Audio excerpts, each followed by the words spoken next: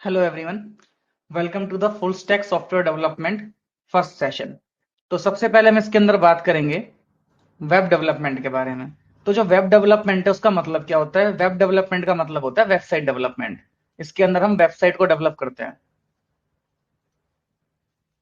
अब वेबसाइट क्या होती है? वेबसाइट का सिंपल सा मतलब है कि आप में से शायद हर किसी को पता होगा वेबसाइट क्या होती है। हमको कोई भी इंफॉर्मेशन चाहिए आज की डेट में, हम वेबसाइट के ऊपर जाते हैं और डे टू डे लाइफ में हम ऑलमोस्ट हर टाइम वेबसाइट यूज करते हैं। कुछ भी इंफॉर्मेशन चाहिए, सर्च टर्म डाली, गूगल में सर्च किया, इंफॉर्मेशन आ जाती है। कोई वीडियो देखना है, यूट्यूब पे जाते हैं। किसी फ्रेंड की एक्टिविटी देखनी है, फेसबुक या इंस्टा पे जाते हैं। आपको ये देखना कि कॉलेज के अंदर एग्जाम्स कब से आ रहे हैं, आपकी फीस कब से भरी जाएगी, या आपका कोई ट्रिप वगैरह कहीं जा रहा है, तो जो भी इंफॉर्मेशन होगी उसके लिए आप कॉलेज की वेबसाइट जाके चेक करते हो। देश और दुनिया में क्या चल रहा है उसके लिए आप जाके कोई भी न्यूज वेबसाइट पर पढ़ते हो। तो वेबसाइट है बेसिकली इंटरनेट से ना इंफॉर्मेशन को एक्सट्रैक्ट करने का एक तरीका होता है। हमारे पास इंफॉर्मेशन है, इंटरनेट के ऊपर इंफॉर्मेशन बहुत सारी है और उसमें से मुझे कोई इंफॉर्मेशन चाहिए, तो उस इंफॉर्मेशन को एक्सेस करने के लिए हम वेबसाइट यूज करते हैं।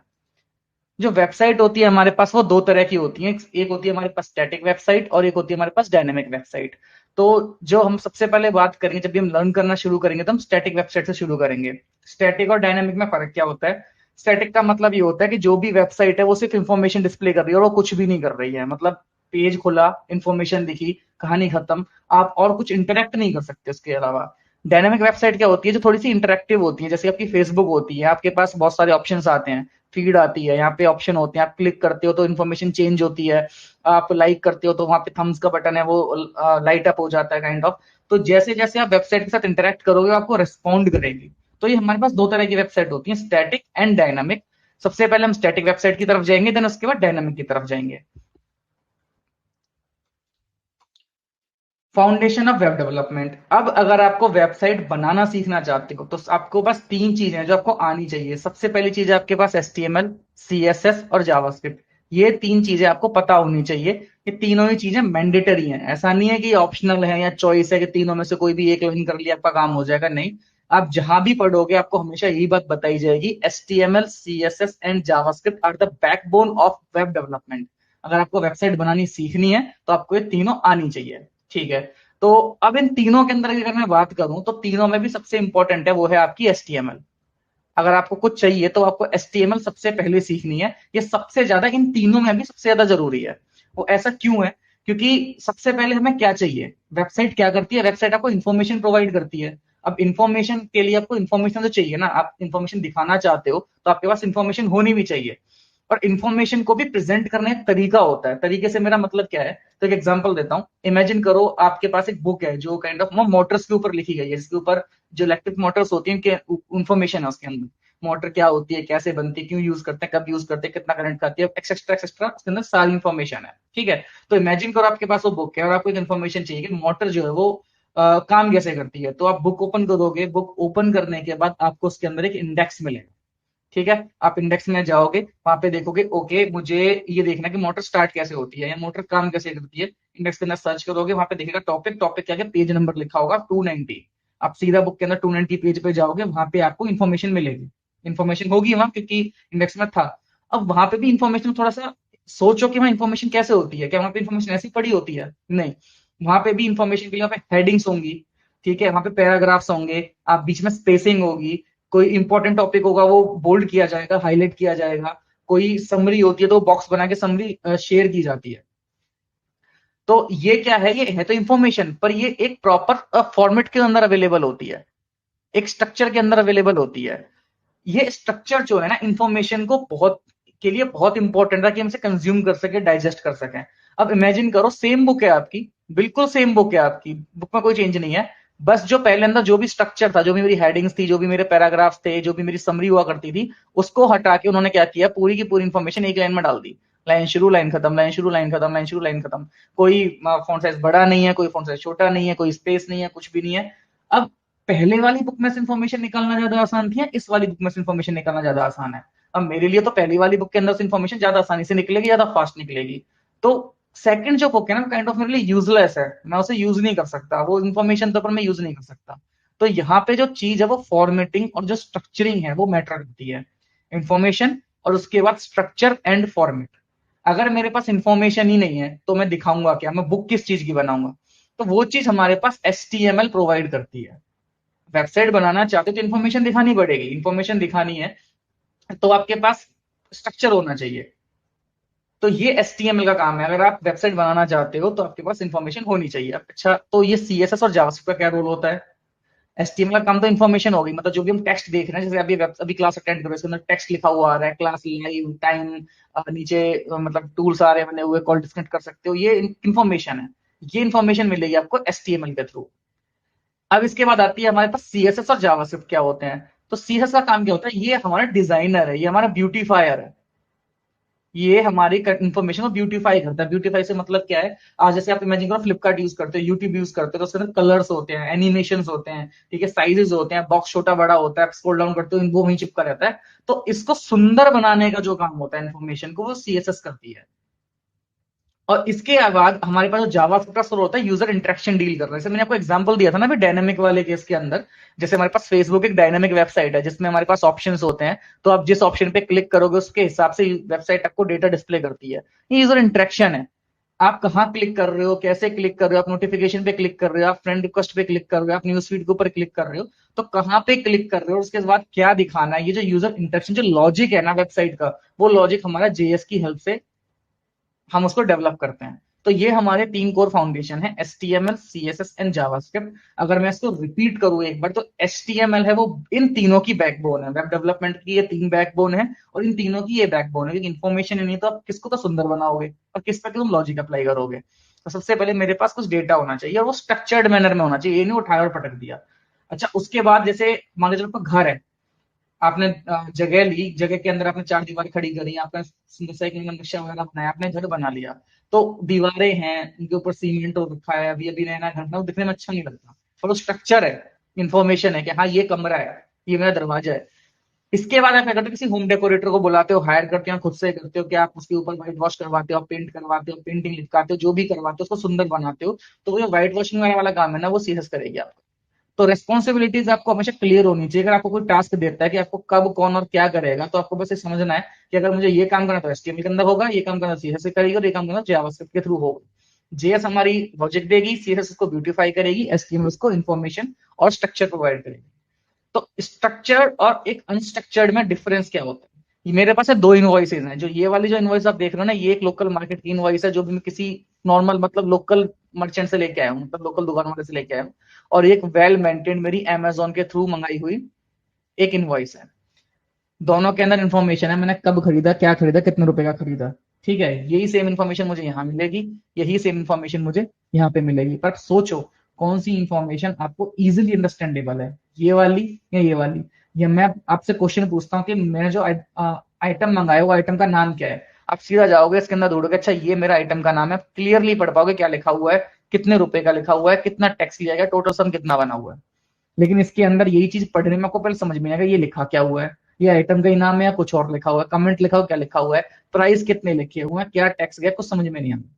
ठीक है, सेम क्वेश्चन मैं करूं कि मैंने जो आइटम मंगाया वो शिप कहाँ करवाया, मतलब जो डिलीवरी एड्रेस है वो कहाँ है, इसके अंदर साफ साफ दिखाई देता है मुझे कि ये जो सेक्शन है मेरा, ये मेरे शिपिंग एड्रेस के लिए रिस्पॉन्सिबल है। तो मुझे ढूंढना बहुत आसान हुआ, इन्फॉर्मेशन को डाइजेस्ट करना बहुत आसान हुआ, मतलब क्लियर डिफरेंस मुझे लग नहीं रहा कि आपको समझाने की जरूरत है किसके अंदर समझना आसान है, किसके अंदर समझना मुश्किल है। क्यों? क्योंकि एक स्ट्रक्चर की कमी है बस। तो स्ट्रक्चर हमारा जो प्रोवाइड करता है वो हमारा प्रोवाइड करता है HTML प्रोवाइड करती है हमें। ठीक है, CSS का काम क्या होता है? ब्यूटीफाई करना होता है, जो भी थीम देनी है, कलर देना है, हाइट ऊपर नीचे करनी है, ये कंटेंट है मेरा वेबसाइट के ऊपर, मान के चलो मेरे पास एक बटन है, इसको बटन को कितना बड़ा करना है, कितना छोटा करना है, इसका फॉन्ट साइज कैसा रहेगा, इसके अंदर फॉन्ट फैमिली क्या रहेगी, बोल्ड रहेगा, नॉर्मल रहेगा, ये सारा काम CSS का रहेगा। और जो जावास्क्रिप्ट है सिर्फ और सिर्फ यूजर इंटरेक्शन को हैंडल करेगी, लॉजिक एम्बेड करेगी। जैसे आप काफी सारी एप्लीकेशन यूज करते हैं, यूट्यूब पे जाते हो, किसी वीडियो पे प्ले करते हो, वीडियो प्ले होने लग जाता है, पॉज पे क्लिक करते हो, वीडियो पॉज हो जाता है। ये आप सभी डे टू लाइफ में यूज करते हो। ये क्या है? यूजर इंटरेक्शन है, यूजर वेबसाइट से इंटरेक्ट कर रहा है, तो उस इंटरेक्ट का उसे जवाब क्या देना है वेबसाइट को, वो इंटरेक्ट बैक कैसे करे, वो हम JS की हेल्प से करते हैं। ये मेरा ब्रेन है, ये मेरा थिंकिंग पैड है, ठीक है, मेरा थिंकिंग स्टेशन है किसी भी वेबसाइट। ठीक है, आप एक ऑनलाइन पेंट वेबसाइट यूज करते हो, तो पेंट के ऊपर जहां जहां कर्सर जा रहा है वहां पे आपको कुछ डिस्प्ले करना है, क्या डिस्प्ले करना है, क्या कलर दिखाना है, कितनी थिकनेस दिखानी है, ये सब जो डिसीजन मेकिंग होती है जावास्क्रिप्ट के थ्रू होती है। उसको दिखाने का काम HTML और CSS का होता है। तो ये हमें क्लियर हो गया कि हमें वेबसाइट बनाने के लिए HTML, CSS और जावास्क्रिप्ट आनी चाहिए। और उन तीनों के अंदर भी हमें HTML आनी चाहिए। तो सबसे पहले हम HTML के साथ शुरुआत करते हैं कि HTML के अंदर मुझे क्या चाहिए। तो सबसे पहले आपको एक .html फाइल चाहिए। अब ये .html फाइल क्या है, देखो कंप्यूटर यूज करते हैं डे टू डे लाइफ में, हम फाइल्स के साथ डील करते हैं। हमारे पास अलग अलग तरह की फाइल होती हैं, .mp4, .mp3, .pdf, .doc, .ppt। ठीक है, ये क्या होते हैं, ये हमारे फाइल फॉर्मेट होते हैं। फाइल फॉर्मेट क्या है ये भी आई थिंक सभी को पता हो, किसी को कोई शायद मुश्किल से ना पता हो। तो ये जो फाइल फॉर्मेट है ना, ये मुझे बताते हैं काइंड ऑफ मतलब क्या कंटेंट है इसके अंदर। ये MP4 है तो वीडियो है, MP3 है तो ऑडियो है, PPT तो प्रेजेंटेशन है, डॉक है तो वर्ड फाइल है। ठीक है, और इसके रिलेटेड जब हम सॉफ्टवेयर में ओपन करते हैं तो इसके अंदर की इंफॉर्मेशन हमें दिखा दी जाती है। अगर मैं MP4 को वीडियो प्लेयर के अंदर डालूंगा तो मुझे वीडियो प्ले होना दिखाई लग जाएगा। MP3 को ऑडियो प्लेयर के अंदर डालूंगा तो मुझे गाना सुनने को मिल जाएगा। डॉक्यूमेंट को अगर मैं वर्ड माइक्रोसॉफ्ट के किसी भी वर्ड के अंदर खोलता हूँ तो मुझे इन्फॉर्मेशन दिख जाएगी। PPT करूंगा तो मुझे प्रेजेंटेशन दिख जाएगी। सेम चीज हमारे पास वेबसाइट के लिए भी एक फाइल होती है, फॉर्मेट उसको हम बोलते हैं .html। अगर आपको वेबसाइट बनानी है तो आपके पास एक HTML फाइल होनी चाहिए। फाइल का नाम आप कुछ भी रख सकते हो, बस शुरुआत में हम index.html रखेंगे। इसका रीजन क्या है ये मैं आपको नेक्स्ट फर्दर क्लासेस के अंदर बताऊंगा। इसका नाम index.html ही क्यों रखा जाता है। आप चाहो तो उसका नाम a.html भी रख सकते हो, b.html भी रख सकते हो, बट index.html जनरली क्यों रखा जाता है उसका रीजन है वो मैं आपको आगे बता दूंगा। अब जैसे हमारे पास हर फाइल को ओपन करने के लिए कोई ना कोई स्पेसिफिक सॉफ्टवेयर, जैसे यार MP4 है मेरा वीडियो प्लेयर के अंदर जाएगा, MP3 है मेरा ऑडियो प्लेयर के अंदर जाएगा, PPT मेरी पावर पॉइंट के अंदर जाएगी, और जो डॉक है मेरा वर्ड फाइल के अंदर, वर्ड के अंदर जाएगा। तो ऐसे ही HTML फाइल को रन करने के लिए भी एक सॉफ्टवेयर, गेस करो, काइंड ऑफ सिंपल आंसर आप सभी जानते हो उसके बारे में। उसका नाम है ब्राउजर। वेबसाइट कहाँ यूज करते हो, ब्राउजर में यूज करते हैं। ब्राउजर के अलावा वेबसाइट कहीं और यूज कर ही नहीं सकते, ये हार्ड एंड फास्ट रूल है। अगर वेबसाइट है तो ब्राउजर है, ब्राउजर है तो वेबसाइट है, ब्राउजर गया तो वेबसाइट का कोई मतलब नहीं है, दुनिया से वेबसाइट गायब हो जाएगी। ठीक है, जैसे हमारी MP4 फाइल, वीडियो फाइल सिर्फ किसी वीडियो प्लेयर के अंदर ही चल सकती है। अगर मैं इसको किसी वर्ड के अंदर ओपन कर दूं ना तो कचरा से खुल जाएगा, मतलब वीडियो तो निकलेगा डेफिनेटली। सेम काम मैं ऑडियो के साथ करूँ, उसको मैं PPT के साथ खोल दूं तो वहां पे भी प्रॉब्लम हो जाएगी, क्योंकि वो मेंट नहीं करता, मतलब ये फाइल सिर्फ ऑडियो प्लेयर के अंदर ही चल सकती है। तो सेम मैनर में जो HTML होती है, जो हमारी वेबसाइट होती है ना, वेबसाइट हमारी ब्राउजर के अंदर खुलती है। इन्फॉर्मेशन मुझे इंटरनेट से कुछ भी निकालनी है और वेबसाइट के थ्रू निकालनी है तो मेरे पास एक वेब ब्राउजर होना चाहिए। वेब ब्राउजर कोई भी हो, आपके पास क्रोम हो, मोजिला फायरफॉक्स हो, आपके पास इंटरनेट एक्सप्लोरर हो, एज हो, कुछ भी हो फर्क नहीं पड़ता, सफारी हो, ब्राउजर होना चाहिए। ब्राउजर का एकमात्र काम जो होता है वो होता है कि HTML फाइल लेनी है, HTML फाइल के अंदर इन्फॉर्मेशन दिखानी है। ठीक है, अब आपके माइंड में क्वेश्चन आएगा कि अब HTML फाइल तो हमारे पास होती ही नहीं, हम तो google.com लिखते आ जाती है, वो कैसे आता है, सर्वर पे रिक्वेस्ट कैसे जाती है, डेटाबेस से डेटा कैसे आता है, वो सब हम आगे फर्दर कोर्स में कवर करेंगे। तो अभी के लिए आपको एक HTML फाइल चाहिए, तो सबसे पहले क्या करो कि आप एक HTML फाइल क्रिएट कर लो। ठीक है, तो HTML फाइल क्रिएट करने के बाद उसके अंदर मुझे कुछ लिखना भी है। ठीक है, मतलब मैंने फाइल क्रिएट कर ली पर फाइल मेरी जो है वो एम्प्टी फाइल क्रिएट हुई है, इसके अंदर कुछ लिखूंगा नहीं तो कुछ दिखेगा नहीं। तो इसके अंदर ना हम कुछ जैसे हम कंटेंट लिखते हैं, मुझे इसके अंदर इन्फॉर्मेशन डालनी है। मान के चलो अपनी कॉलेज की वेबसाइट बनाना चाहता हूँ और मेरे कॉलेज के अंदर फेस्ट है और फेस्ट की इन्फॉर्मेशन डालना चाहता हूँ कि पार्टिसिपेंट्स के लिए ये रूल रहेंगे, ठीक है, ऑर्गेनाइजर्स के लिए ये रूल रहेंगे, जो आना चाहता है अप्लाई करना चाहता है वो यहाँ फॉर्म के थ्रू अप्लाई कर सकते हैं। मैं वेबसाइट बनाना उसके अंदर नोटिस डालना चाहता हूँ, तो इसके इन्फॉर्मेशन को मैं एक HTML के अंदर कैसे लिखूंगा। ऐसा नहीं कि आपने उठाई टाइप करके छोड़ दिया, ऐसा नहीं होता। ठीक है, HTML को लिखने के लिए हमारे पास एक सिंटेक्स होता है, जैसे अब जब भी हम कोई प्रोग्रामिंग करते हैं तो हर प्रोग्रामिंग लैंग्वेज का सिंटेक्स होता है। ऐसे ही HTML का भी एक सिंटेक्स है, क्योंकि यहाँ पे मैं बात कंप्यूटर को समझा रहा हूँ, तो कंप्यूटर को कंप्यूटर की भाषा में समझाना पड़ेगा, मैं इंग्लिश में नहीं समझा सकता उसे। तो सबसे पहले क्या करना होता है, हमारे पास HTML के अंदर अगर काम करना है तो हमारे पास एक चीज होती है, जिसे हम बोलते हैं टैग्स। पूरी की पूरी HTML टैग्स के ऊपर डिपेंड करती है, इसके अलावा और कुछ है ही नहीं HTML के अंदर। HTML के अंदर काम करना तो टैग आने चाहिए। टैग क्या होते हैं, टैग ना पहले से बने हुए कुछ प्री फॉर्मेटेड हमारे पास टूल्स होते हैं, काइंड ऑफ ये मान के चलो। ठीक है, तो सबसे पहले हमें देखते हैं कि टैग लिखते कैसे हैं। तो टैग का एक तो नाम होता है। ठीक है, जो नाम होता है ना वो बताता है कि यार ये टैग क्या करेगा। जैसे मेरे पास काफी सारे टैग होते हैं, जैसे मेरे पास एक पैराग्राफ टैग होता है, P बोलते हैं उसे। ठीक है, मेरे पास एक लेबल होता है, ठीक है, मेरे पास एक लिस्ट होती है, मेरे पास हेडिंग होती है। तो मेरे पास ना टैग का नाम होता है, और नाम कुछ नहीं करता, नाम बस ब्राउजर को ये बताया कि भाई ये टैग है, ये टैग दिखेगा कैसा, करता क्या है, ये नेमिंग है। ठीक है, इसके बाद जब मैं टैग बनाना चाहता हूं तो मेरे पास आता है ओपनिंग और क्लोजिंग। जो भी टैग ओपन होता है वो टैग क्लोज होगा। अब ओपनिंग क्लोजिंग क्या चीज है, सबसे पहले अगर आप मैं टैग एक HTML के अंदर टैग बनाना चाहता हूँ, यानी कि मैं एक इन्फॉर्मेशन डालना चाहता हूँ, क्या इन्फॉर्मेशन डालना चाहता हूँ, मैं एक पैराग्राफ बनाना चाहता हूँ। इन्फॉर्मेशन है, स्ट्रक्चर प्रोवाइड करेंगे तो किसी किसी मैनर में प्रोवाइड करेंगे। एक हेडिंग बनाना चाहता हूँ, पैराग्राफ बनाना चाहता हूँ, तो पैराग्राफ का नाम क्या था, पी होता है। अगर मुझे HTML के अंदर पैराग्राफ बनाना है तो मुझे पी लिखना पड़ेगा। ठीक है, तो इस तरह हम टैग को ओपन करते हैं। और जो भी टैग ओपन होता है उसका क्लोज होना बहुत ज्यादा जरूरी है। मतलब सबसे जरूरी HTML के अंदर कुछ होना हो, ये सब बहुत जरूरी है। जो टैग आपने ओपन किया है वो टैग आपको क्लोज करना ही पड़ेगा। क्लोज कैसे करते हैं, जैसे ओपन किया ना सेम मैनर में करते हैं, बस नाम से पहले ना एक फॉरवर्ड स्लैश लगा देते हैं। इसका मतलब है कि ये टैग शुरू हो गया है, इसका टैग, इसका मतलब है टैग खत्म हो गया है। अच्छा, अब आप पूछोगे ऐसा क्यों होता है, टैग ओपन क्लोज क्यों होते हैं, और टैग क्या होता है। मैं फिर से रिपीट करता हूँ थोड़ा आपको समझ में आ जाए उसके लिए। तो मान के चलो, मैंने बताया था आपको बुक वाले एग्जांपल के अंदर इन्फॉर्मेशन को डिस्प्ले करने का काफी तरीके होते हैं। मेरे पास हेडिंग होती है, मेरे पास एक हेडिंग है, मेरे पास एक पैराग्राफ है, ठीक है, मेरे पास एक लेबल है, मेरे पास एक समरी बॉक्स है। मैं बताया था ना आपको कि इस तरह से हम इन्फॉर्मेशन को स्ट्रक्चर करते हैं। तो अब मुझे ब्राउज, अब इन्फॉर्मेशन अलग अलग तरह की होगी। जैसे मेरे पास मान के चलो पहले एक हेडिंग आ गई, ये बड़ी सी हेडिंग हो गई, ये पैराग्राफ आ गया, ठीक है, ये मेरे बुलेट पॉइंट्स आ गए, लिस्ट आ गई मेरी बेसिकली ये। तो ब्राउजर को बताऊं कैसे कि भाई ये हेडिंग है, ये पैराग्राफ है, ये लिस्ट है, ब्राउजर को मैं बताऊं कैसे। ये बताने के लिए मेरे पास टैग होते हैं। जैसे ही मैं ब्राउजर को बोलूंगा भाई ये हेडिंग टैग है, ये HHEADING हेडिंग है, वो समझ जाएगा अच्छा भाई ये हेडिंग है। तो इसको एज ए हेडिंग दिखाना है, इसको बड़ा दिखाना है, बोल्ड दिखाना है। ठीक है, अब मैं उसको बोलूंगा भाई पैराग्राफ है, तो उसके लिए मेरे पास एक नाम है, मैं उसे पी बोलूंगा, भाई पैराग्राफ बना दे पी। वो आएगा दिखेगा अच्छा पैराग्राफ बनाना है, मतलब कि एक लाइन शुरू होगी जो एंड तक खत्म होगी, समथिंग पैराग्राफ बन जाएगा। नीचे देखेगा बुलेट पॉइंट्स बनाने हैं, कैसे बनेंगे उसका भी एक टैग होता है, मैं आगे आगे बताऊंगा, अभी नहीं बता रहा वो टैग मैं आपको। ठीक है, तो टैग लिखते कैसे हैं, टैग समझ में आ गया होगा आपको। टैग लिखते कैसे हैं, तो टैग सबसे पहले क्या होता है, कोई भी टैग लिखने का तरीका होता है। टैग भाई पहले शुरू होगा और टैग खत्म होगा। शुरू कैसे होगा, ये लगाओ, किसी भी टैग का नाम लिख दो। अभी मैंने पी टैग का ही नाम बताया आपको, सही जो बताया, बाकी टैग का नाम नहीं बताया, वो आगे बताऊंगा जब मैं इंप्लीमेंट करके दिखाऊंगा आपको। इस तरह क्लोज करो। इसके बीच में आपको जो भी लिखना है वो लिख डालो। Hi my name is this, I am doing this, I am like this, what जो भी लिखना चाहता है, जो भी इंफॉर्मेशन है। आप फर्स्ट स्टार्ट होगा, स्टेट तक चलेगा, जिनसे तक चलेगा, पार्टिसिपेंट को ये ड्रेस पहन के आनी है, ऑर्गेनाइजर को नाम सबमिट कराना जरूरी है, कुछ भी इंफॉर्मेशन है वो यहाँ डालो, और उसके बाद टैग क्लोज कर दो। टैग क्लोज क्यों किया, सिंपल सा रीजन है, ब्राउजर को पता है कि टैग के थ्रू इन्फॉर्मेशन डिस्प्ले करनी है। देखा टैग तो शुरू हो गया, भाई खत्म कहाँ हुआ ये, वो कहाँ पे पैराग्राफ खत्म करे, पैराग्राफ कितना बड़ा है, कहाँ जाएगा, तो कंफ्यूज हो जाएगा।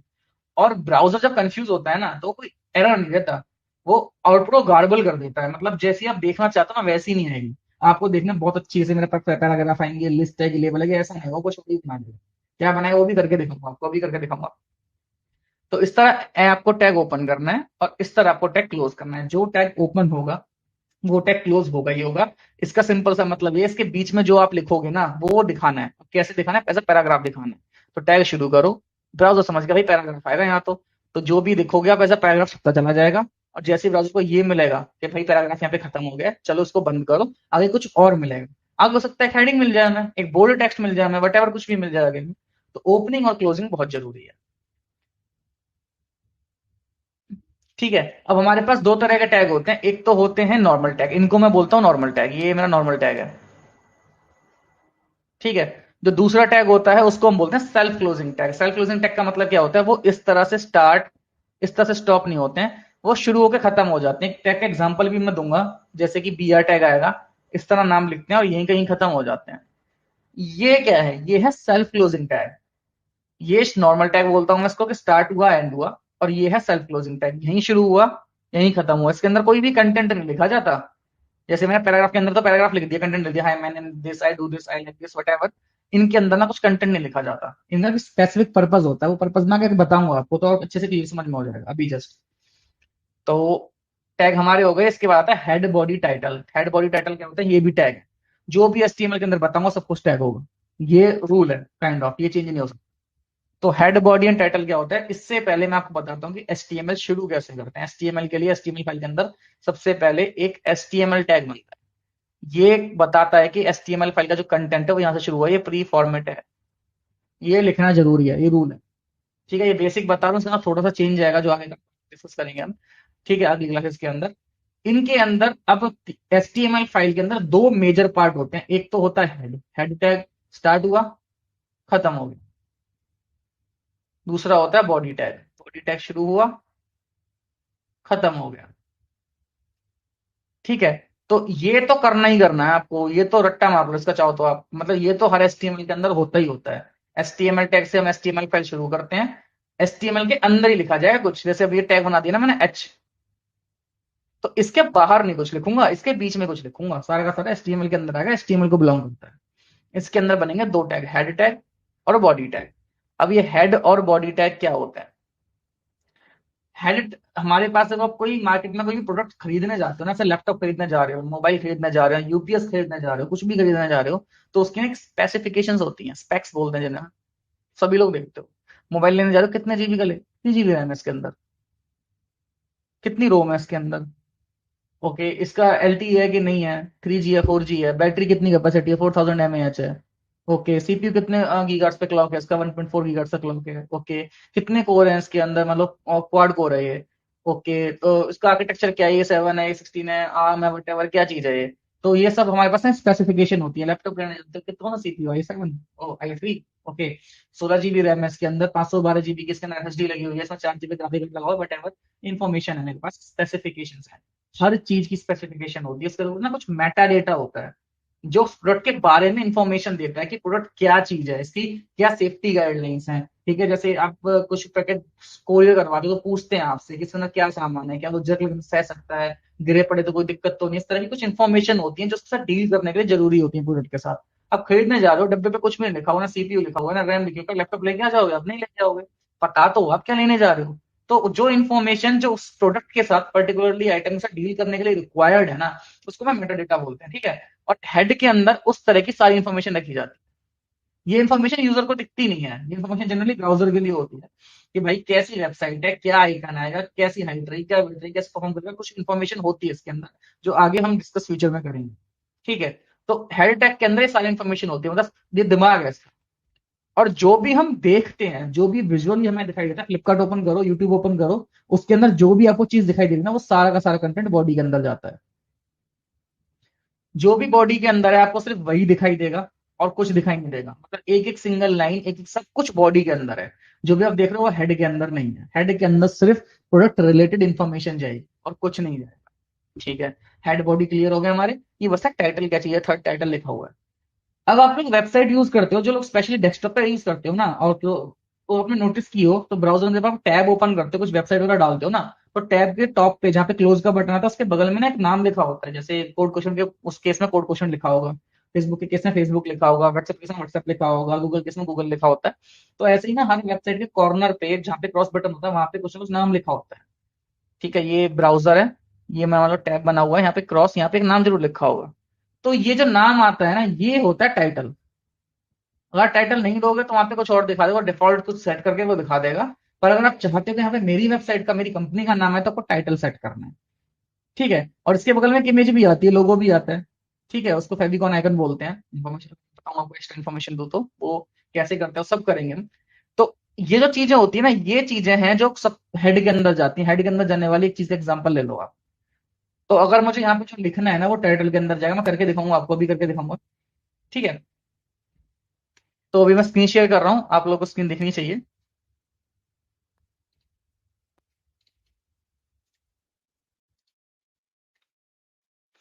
ये मेरे पास एक एचटीएमएल फाइल मैंने बना रखी है। मैंने जैसे आपको बताया था कि आपके पास एक एचटीएमएल फाइल जरूर होनी चाहिए, तो एक फाइल क्रिएट कर लेना। मैंने एक फाइल पहले से ही बना रखी है, index.html नाम दिया हुआ है, आप ABCD कुछ भी दे देना नाम। ठीक है, तो index.html देना। मैंने सबसे पहले क्या चाहिए, टैग। अब देखो ये टैग मैंने बनाया, पर इसको मैं क्लोज करना नहीं भूलना है आपको, बहुत इंपॉर्टेंट है कि आप टैग को क्लोज करते हो। ये मैंने एचटीएमएल टैग बनाया, इसके बीच में करूंगा सारा काम, जो भी काम मुझे करना है। तो दो इंपॉर्टेंट बताए थे मैंने, जूम आउट, जूम कर देता हूँ। आई थिंक अब ये देखने में थोड़ा कंफर्टेबल रहेगा। ठीक है,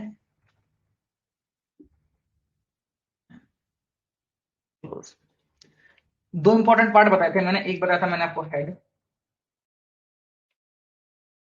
और दूसरा बताया था मैंने बॉडी।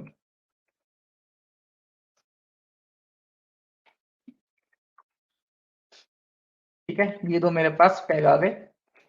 अब हेड टाइटल जो बताया था मैंने कहाँ जाएगा, वो टाइटल वो जाएगा हेड के अंदर जाएगा टाइटल। तो हेड लिया, हेड को एक्सपेंड करो। देखो ये मतलब है कि मैं टैग के अंदर टैग डाल रहा हूँ, इसके अंदर जो भी जाएगा वो हेड को बिलोंग करेगा। कोई अगर हेड के साथ कुछ होता है तो वो बाकी के साथ भी होगा, हेड को मैं ऊपर नीचे करूंगा वो भी बाकी नीचे होगा। इसको बोलते हैं नेस्टेड एलिमेंट बोलते हैं, आगे फर्दर मैं बताऊंगा अभी आपको।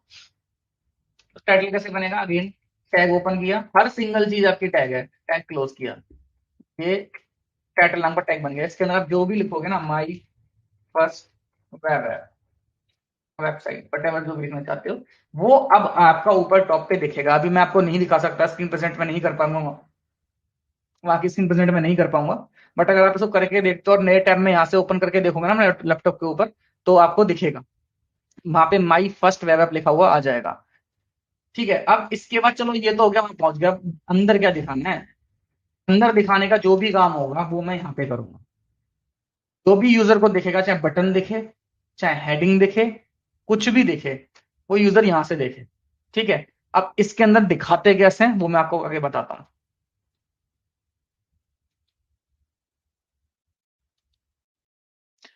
तो हमारे पास कुछ कॉमन टैग्स होते हैं जो सबसे ज्यादा मेजोरिटी में यूज किए जाते हैं और बिगिनिंग में आपको पता होने चाहिए। ठीक है, जैसे कि हमारे पास पैराग्राफ में बहुत जैसे कह रहा हूँ, पैराग्राफ पैराग्राफ। तो एक तो पैराग्राफ हो गया, पैराग्राफ कैसे लिखना आपको पता होना चाहिए ना, पैराग्राफ कैसे लिखोगे, इसमें इन्फॉर्मेशन डिस्प्ले कैसे करोगे, बोरिंग हो जाएगा बहुत ज्यादा। तो हेडिंग आ गया, ये हेडिंग, हेडिंग हो गया आपका। और क्या क्या कॉमन हो सकता है आपके, सबसे लेवल होता है,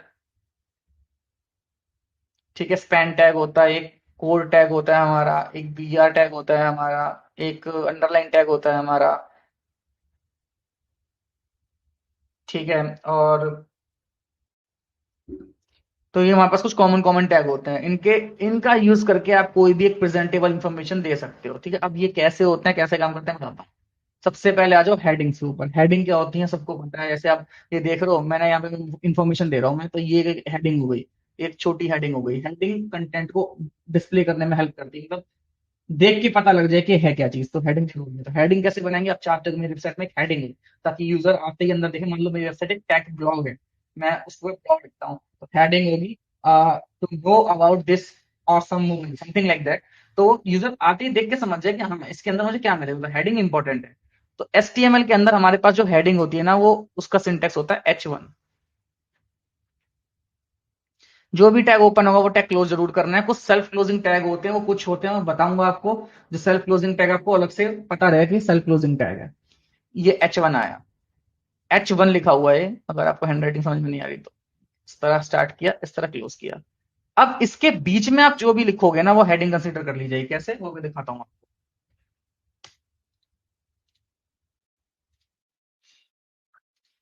आई होप सभी को विजिबल हो। H1 क्लोज कर दिया। ठीक है, इसके बीच में कैसे लिखो, माई फर्स्ट हेडिंग,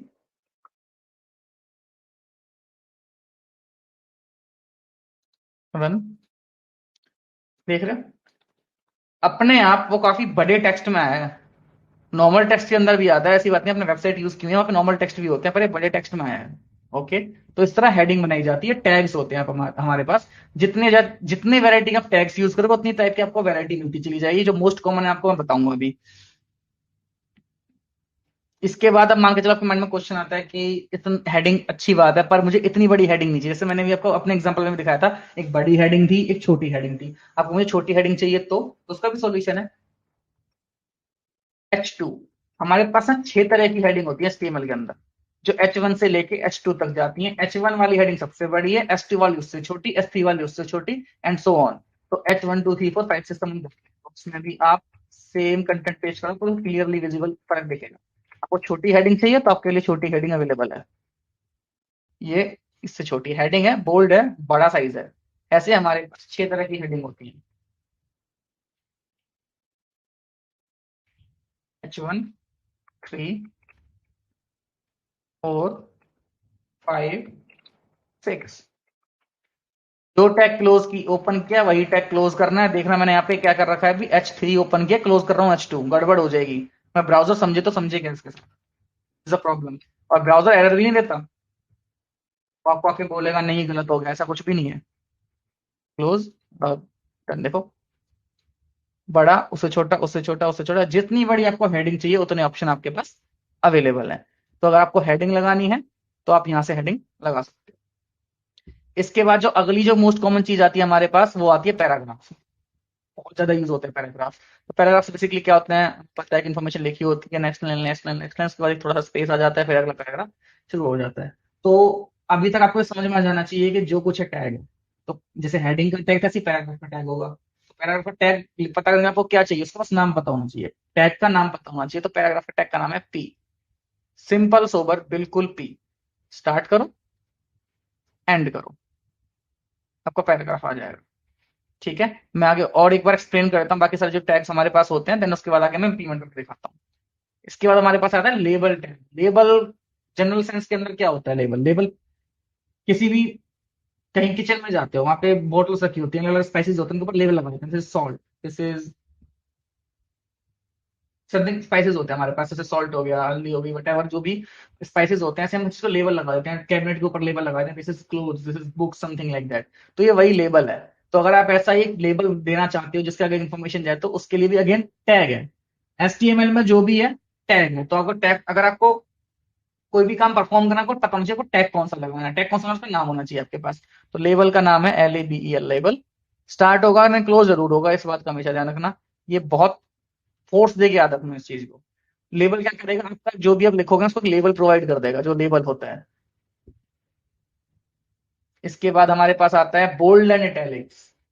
आप किसी भी कंटेंट को बोल्ड करके दिखाना चाहते हैं, इटैलिक करके दिखाना चाहते हो, तो उसके सिंटेक्स हमारे पास होते हैं बी, ये आपका बोल्ड कर देगा जो भी इसके बीच में लिखा जाएगा, एंड आई, ये आपका इटैलिक्स कर देगा। इसके बाद आगे हमारे पास है कोड। अब कोड क्या है, आज की कई वेबसाइट जैसे आप देखते हो, ट्यूटोरियल वगैरह देखते हो, तो वहां पे कोड लिखा होता है। ठीक है, तो उसके लिए भी दिखे कंटेंट अलग से कि यहाँ कुछ स्पेशल दिखाओ, उसके लिए मेरे पास कोड टैग है। बस आपको टैग पता होना चाहिए, आपका काम ब्राउजर आपके लिए संभाल लेगा।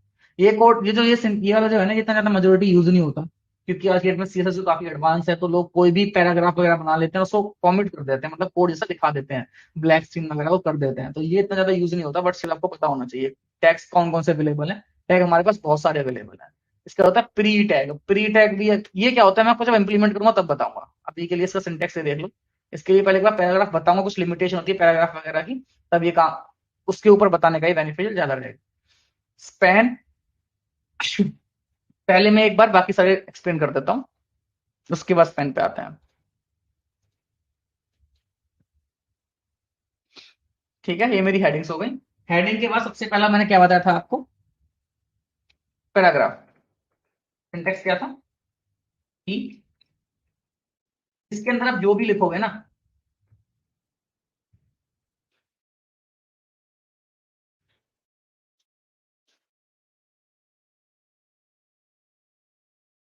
तो आपका पैराग्राफ बन जाएगा।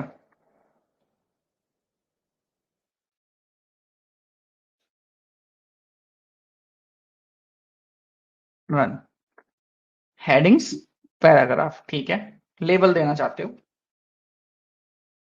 लेबल की खास बात और है, मतलब आप कहोगे लेबल तो मतलब काइंड ऑफ यूजलेस है। अगर आपने कोई ये देखिए ना, टेक्स्ट टू स्पीच सर्विसेज होती हैं जो आपके लिए वेबसाइट पढ़ के बताती हैं, या टेक्स्ट को पढ़ के बताती हैं, जो ब्लाइंड लोगों के लिए जो चीजें सर्विस यूज होती है, आप में से शायद एनकाउंटर हुआ हो, आपके एंड्रॉइड फोन के अंदर भी इनबिल्ट होता है, जो टेक्स्ट टू स्पीच रीडर होता है। वो क्या करता है आपके लिए ना, लेबल्स को पढ़ पढ़ के बताता है कि ये चीज ये है, ये चीज ये है, तो लेबल वहां भी चीज यूज होता है काफी। तो लेबल के अंदर आप जो भी लिखोगे वो लेबल बन जाएगा। ये आपका लेबल है, ये आपका पैराग्राफ है। ठीक है, इसके बाद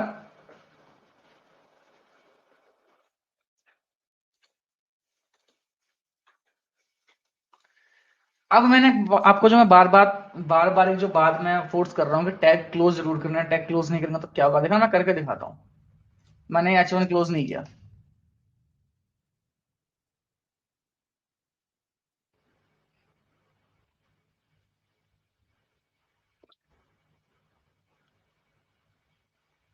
यहाँ ये लास्ट वाला टैग क्लोज करके दिखाता हूँ,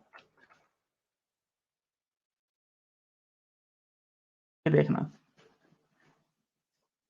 ये पैराग्राफ था, पहले बड़ा था,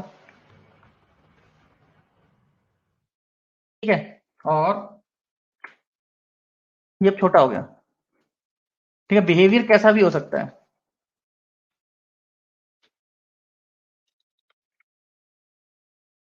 एंड अब ये वापस से बड़ा हो जाएगा। तो क्यों हुआ? आप जब टैग मिस करना भूल जाते हो ना, ब्राउज़र को पता नहीं लगता कि आपने कहाँ शुरू किया, कहाँ पे खत्म किया, तो उसके अगले वाले कंटेंट को भी उसने अज़्यूम कर लिया कि ये भी हेडिंग ही होगी। ठीक है? अगर मान के चलो उसको मैं H1 बना देता हूँ यहाँ पे, और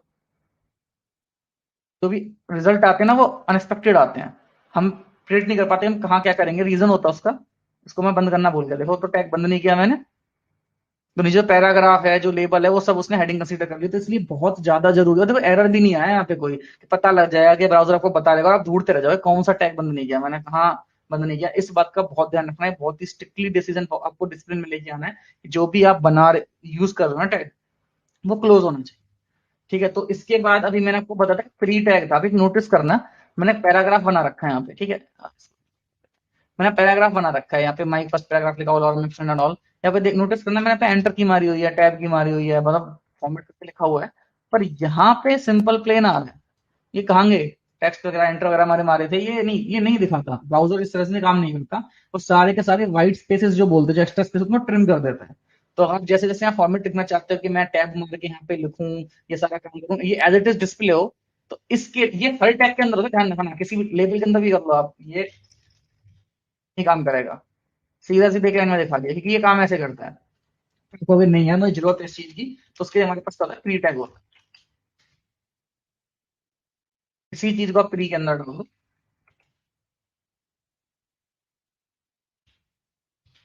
ये आपके लिए रिटेन कर देगा उसको। ये देखो, जैसा जैसा लिखोगे वैसा वैसा आ जाएगा। मतलब काइंड ऑफ आप बताना चाहते हो, डिटेक्ट करना चाहते हो। इसलिए देखो उसका फॉन्ट साइज भी थोड़ा सा अलग आ रहा है, और इसका बाकी चीजें भी इसकी अलग आ रही हैं। ठीक है, तो इसके लिए होता है प्री टैग, तो इसलिए मैं कहता हूँ प्री टैग मैं आपको बाद में बताऊंगा। अब इसके बाद था हमारा बोल्ड टैग, इटैलिक्स टैग। मान के चलो मुझे कुछ बोल्ड करना है, इनको मैं जरा डिलीट कर देता हूँ अभी के लिए। एक सिंपल जब मैं पैराग्राफ बनाया था, ये मेरा पैराग्राफ हो गया। और इसको मैं एक मैं बोल्ड टेक्स्ट भी लिखना चाहता हूँ, तो दिखने में बोल्ड लगे। ये रहा, ये नॉर्मल पैराग्राफ है, ये बोल्ड टेक्स्ट। तो बोल्ड इस तरह होता है। इटैलिक्स करना चाहते हो आप,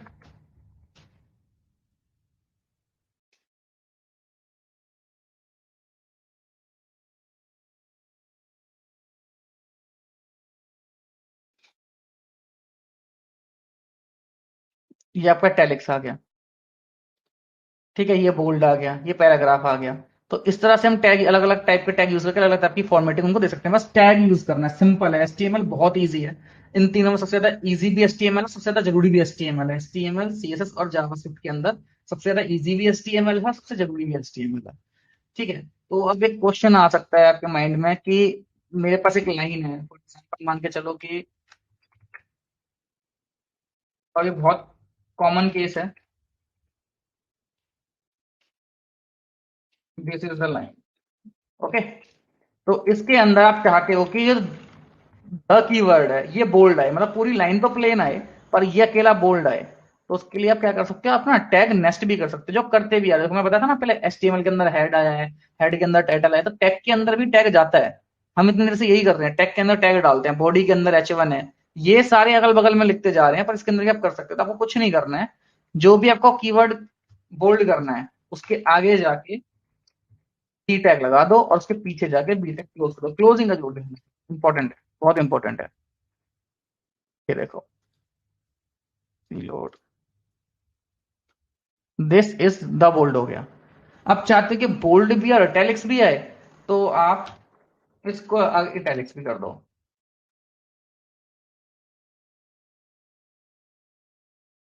देखो इटैलिक्स भी हो गया। तो इस तरह आप कंबाइन भी कर सकते हो टैग को। पैराग्राफ है, पूरा बोल्ड बोल्ड नहीं चाहिए, छोटा सा पार्ट बोल्ड चाहिए, तो पैराग्राफ बनाओ, उसके अंदर बोल्ड लगा दो। आप बोल्ड को H1 कर दोगे तो और बड़ा हो जाएगा।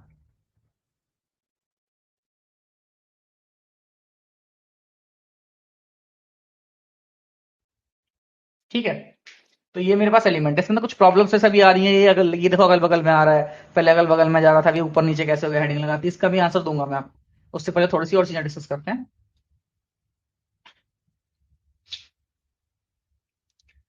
स्पैन, स्पैन क्या होता है? स्पैन एक इनलाइन कंटेनर होता है। इनलाइन कंटेनर का मतलब क्या होता है? ये कंटेनर है, इसको मैं जरा, एक और टैग होता है मेरे पास, इसको हम डिव बोलते हैं। तो मैं इसको डिव टैग के साथ आपको एक बार बताऊंगा, उसको रिपीट करूंगा। तो अभी के लिए मैं जरा से चाहता हूँ बी आर टैग।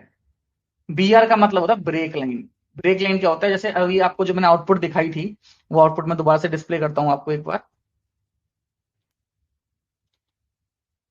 इसके अंदर आप ये चीज नोटिस कर रहे हो कि ये बोल्ड टेक्स्ट और माई फर्स्ट इटैलिक्स अगल बगल में आ रहा है, जबकि ये ऊपर नीचे लिखा हुआ है। ऐसा क्यों लिखा हुआ है? क्योंकि हमारे पास जो एलिमेंट्स होते हैं ना, वो दो तरह के होते हैं। एक तो होते हैं हमारे पास इनलाइन एलिमेंट्स, और एक होते हैं हमारे पास ब्लॉक एलिमेंट्स।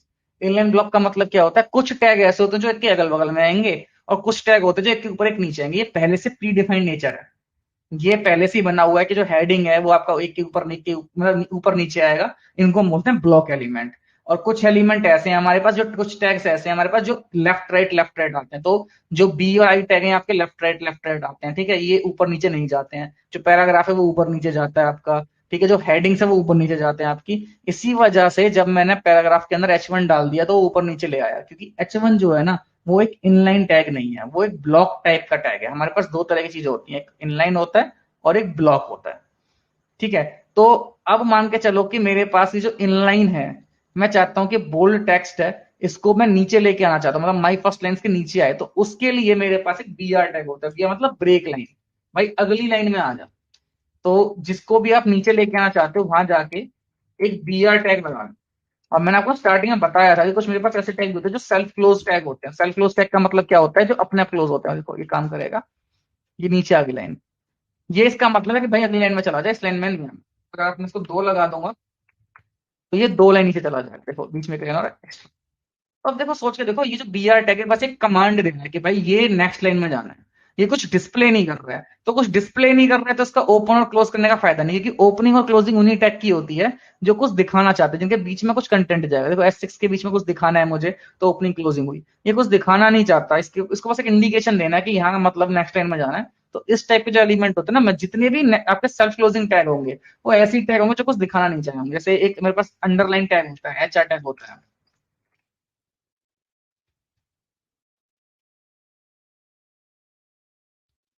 देखो इसने अंडरलाइन बना दी, तो इंडिकेशन दे रहे हैं कि यहाँ पे अंडरलाइन आएगी। तो इस वजह से इनको हम सेल्फ क्लोजिंग टैग बोलते हैं। तो दो तरह के टैग होते हैं, जो तो नॉर्मल ओपन क्लोज होते हैं और एक आपके सेल्फ क्लोज होते हैं। दो तरह के टैग होते हैं। डिव, डिव क्या चीज है? डिव मेरे पास एक कंटेनर है, बस ये जो है मेरा ब्लॉक कंटेनर है। ब्लॉक का मतलब क्या है? जो ऊपर नीचे आता है आपका। और जो मेरे पास पैन था वो एक इनलाइन कंटेनर था। दोनों है के ही दोनों मेरे पास जो है कंटेनर है। कंटेनर क्या करता है? बेसिकली आपका थैला है। मान के चलो आपने स्ट्रक्चर तो प्रोवाइड कर दिया, आपके पास मान के चलो एक रूम है, रूम के अंदर आपके पास बहुत सारा सामान होता है, कपड़े होते हैं, बुक्स होती हैं, अलग अलग चीजें होती हैं। तो आप उन्हें कैसे अरेंज करते हो? आप क्या करते हो? क्लोथ को आप कबर्ड में रखते हो, ठीक है। बुक्स को आप बुक शेल्फ के अंदर रखते हो, ठीक है। शूज वगैरह पड़ी को आप शू शेल्फ में रखते हो, तो अलग अलग जगह रखते हो। तो थैले हैं, कबर्ड आपके कपड़ों का थैला है, ऐसे वो कंटेनर बना हुआ है। तो ऐसे ही हमारे पास कंटेनर होते हैं एचटीएमएल के अंदर भी।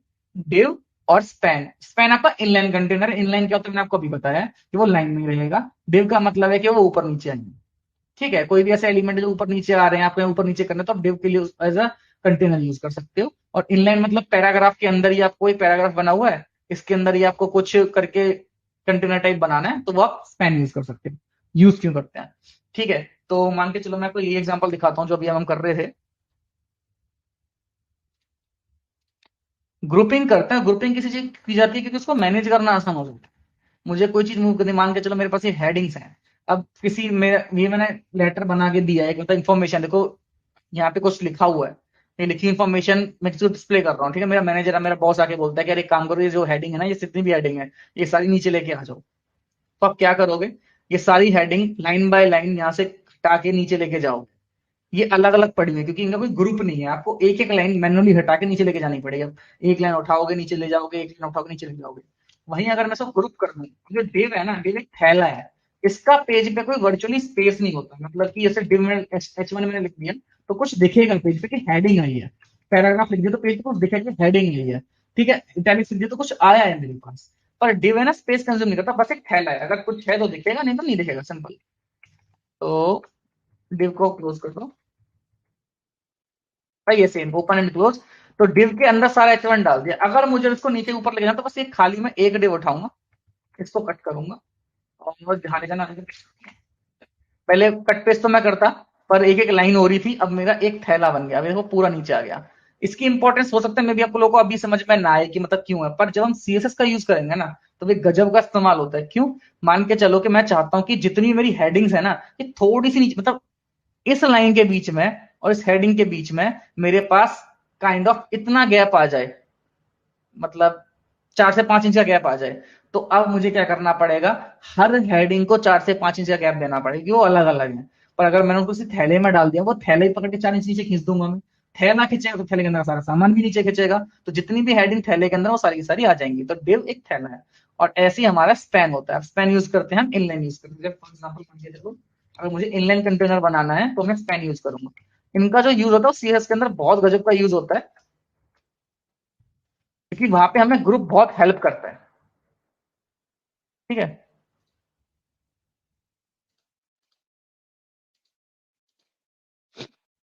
अब जिसके अंदर H1 लगा हुआ है, H1 एक ब्लॉक एलिमेंट है तो ये नहीं आएगा, H1 को हटा दो। तो डिव जो होता है वो हमेशा ब्लॉक होता है, अगर मैं दूसरी डिव बनाऊंगा तो वो इसके नीचे जाएगी। अगर मैं यहाँ पे दूसरी डिव बनाता हूँ तो वो उसके नीचे लेके चला जाएगा उसे। अगर मुझे कोई इनलाइन वाला सीन चाहिए तो उसके लिए मैं स्पैन यूज करूंगा।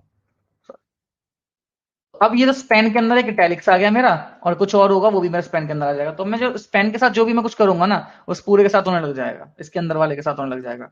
तो स्पैन आपका इनलाइन कंटेनर है।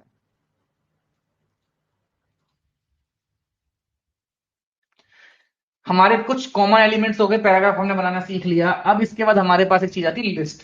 ठीक है, लिस्ट मतलब अगर मैं बोलूं तो हमने दो तरह की लिस्ट देखी होती है, एक तो होते हैं हमारे पास बुलेट पॉइंट्स इस तरह के, और एक होती है हमारे पास नंबर्ड लिस्ट, 1 2 3 4। तो जो बुलेट लिस्ट होती है ना हमारी, उसको हम बोलते हैं अनऑर्डर्ड लिस्ट, और टू शॉर्ट यूएल। मतलब अगेन वही, आपको समझ में आ गया होगा कि लिस्ट बनानी है तो एक टैग होगा, टैग के अंदर बस आपको डालना है, वो लिस्ट बना देगा, एग्जैक्टली टैग होगा। बस एक थोड़ी सी चीज डिफरेंट है इसके अंदर, कि जो ये दो टैग से मिलके बनती है, एक तो मिलके बनती है यूएल से और एक मिलके बनती है एल आई से। ये दो टैग का कॉम्बिनेशन आपका ये लिस्ट बना के देगा। कैसे? जो एल आई है इसका मतलब है लिस्ट आइटम, इसकी मैं अगर फुल फॉर्म की बात करूं तो एल आई का मतलब होता है लिस्ट आइटम। लिस्ट के अंदर जो भी आइटम जाएंगे वो एल आई के अंदर जाएंगे। और यूएल का मतलब होता है अनऑर्डर्ड लिस्ट। तो सबसे पहले तो मैं एचटीएमएल को बताऊंगा, भाई मैं लिस्ट बनाना चाहता हूँ, कौन सी लिस्ट बनाना चाहता हूँ, यूएल, तो आप इस तरह से यूएल टैग शुरू करोगे। अब इसका मतलब ये है कि इसके अंदर जो भी आइटम जाएंगे ना, वो अनऑर्डर लिस्ट होगी, बुलेट पॉइंट्स बनेंगे। तो अब इसके अंदर ऐसा तो इन्फॉर्मेशन मैंने सीधी उठा के ऐसे डालना शुरू कर दिया, पैराग्राफ डालना शुरू कर दिया। इसके अंदर मुझे आइटम पहुंचाने हैं, तो इसके अंदर मान के चलो मुझे बुलेट पॉइंट 1 पहुंचाना है, अब मतलब मान के चलो शॉपिंग, सबसे पहला काम जो लिस्ट के अंदर तो शॉपिंग है। तो इसके अंदर मैं जाऊंगा, एक एल आई क्रिएट करूंगा, एक एल आई लिस्ट आइटम, और इसके अंदर मैं जो भी लिखूंगा ना शॉपिंग, वो यहाँ पे आके आपको एक बुलेट पॉइंट बन जाएगा। नेक्स्ट है मान लो आपका स्विमिंग, सपोज, तो एक और एल आई बनाऊंगा इस तरह से, और यहाँ पे स्विमिंग लिख दूंगा। तो यूएल का मतलब तो ये है कि आपका ये ऑर्डर्ड लिस्ट बनेगी, मतलब अनऑर्डर लिस्ट बनेगी, बुलेट पॉइंट्स बनेंगे, और बुलेट पॉइंट कौन से बनेंगे, वो एल आई से बनेंगे आपके। ठीक है, ये दो का कॉम्बिनेशन यूज होता है। और सेम ही हमारे पास एक सेम होता है हमारे पास नंबर्ड लिस्ट, जिसके अंदर हम यूज करते हैं 1 2 3 4 5 6। ठीक है, तो इसके अंदर आपका जैसे आपका लास्ट टाइम शॉपिंग था, शॉपिंग, आपका यहाँ पे स्विमिंग था, स्विमिंग, एंड सो ऑन, आपको यहाँ पे इस तरह आ जाएगा। अगेन ये भी दो टैग को मिला के बनता है, एक टैग होता है हमारे पास यूएल, और जो दूसरा टैग होता है हमारे पास होता है L I, sorry OL, my mistake. OL का मतलब वो ऑर्डर्ड लिस्ट, मतलब जिसका ऑर्डर है 1 2 3 4 5 6, ऑर्डर जो आएगा ना वो अपने आप आएगा, 1 2 3 4 5 6 ही आएगा, हम उसे चेंज नहीं कर सकते, हमारा कंट्रोल नहीं है। ठीक है, तो आपको again simple syntax, OL start किया, ओएल क्लोज किया। अब इसके अंदर जो भी डालना वो एल आई के अंदर जाएगा, L I mean list item. इसके अंदर आपने लिख दिया शॉपिंग, तो यहाँ पे नंबर 1 के आगे शॉपिंग जुड़ जाएगा। आपने यहाँ पे एक और एल आई क्रिएट किया, और यहाँ पे लिख दिया स्विमिंग, वो आपका दूसरे एल आई के अंदर आके क्लोज करना जरूर बिल्कुल ना भूलें, क्लोज बहुत इंपॉर्टेंट है, दूसरे में आके जुड़ जाएगा। करके दिखाता हूँ एक बार आपको।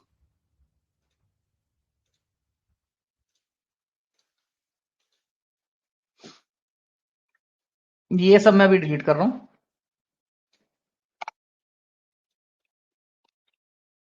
UL start and end, list item,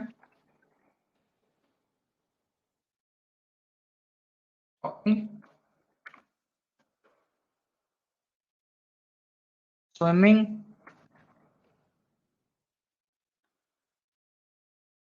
video games, इसको मैं रन करके दिखाता हूँ। तो बन गए बुलेट पॉइंट्स। ये लिस्ट आइटम आपका बुलेट पॉइंट है, और ये जो बताएगी आपका, ये बताएगी बुलेट पॉइंट बनना है, नंबर लिस्ट बनना है, अनऑर्डर ये लिस्ट आइटम है, मतलब लिस्ट के अंदर आइटम जाएंगे तो लिस्ट आइटम के अंदर जाएंगे, और कौन सी लिस्ट होगी वो यूएल ओएल डिसाइड करेंगे। तो अब सेम चीज करता हूं मैं, इसी को कॉपी कर दिया, पेस्ट, यूएल का कर दिया OL, ordered list, run and reload. 1 2 3 आ गया।